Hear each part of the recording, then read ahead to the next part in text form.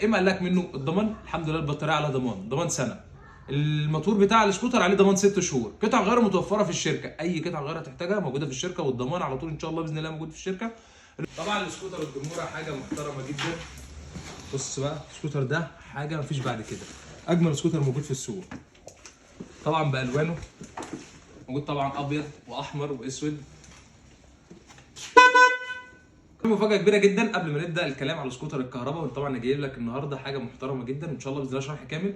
موجود عندي الفجور ال 26 نواكل 200 بصمة، طبعا اعلى حاجة زي ما عرفتك. وطبعا وفي مفاجأة كبيرة جدا، المكنة نازلة بنظام الجي بي اس. سكوتر الدمورة رقم واحد في السوق، 33,500 ونص، الناس بتبيع 35. احنا بنضحي طبعا النهارده، مش عايزين في مكسب، بس احنا منزلين حاجة محترمة جدا للسوق ان شاء الله باذن الله. باذن الله الكهرباء عصر جميل جدا والله اكبر عليها، تحفة ومشي اقول حرير تحت رجليك، اجمل من اي موتوسيكل. طبعا انا هوريك السكوتر دلوقتي بكل حاجه فيه، حاجه محترمه جدا.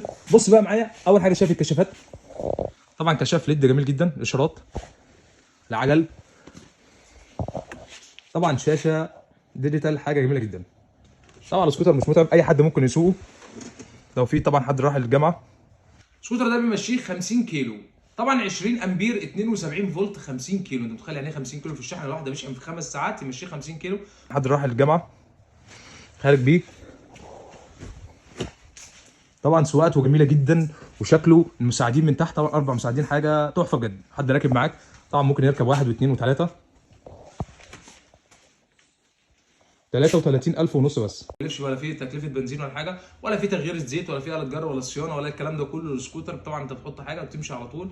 طبعا صوت ناعم جدا، سكوتر جميل جدا. الناس طبعا اللي عايشه في الكومباوندات والناس اللي عايشه في فيلل طبعا عشان تطلع بره محتاج ان انت تجيب مثلا موتوسيكل، لا الحمد لله فضل السكوتر ده شكله جميل جدا. وطبعا السكوتر كبير، وهبدا اعرض عليك كل حاجه فيه.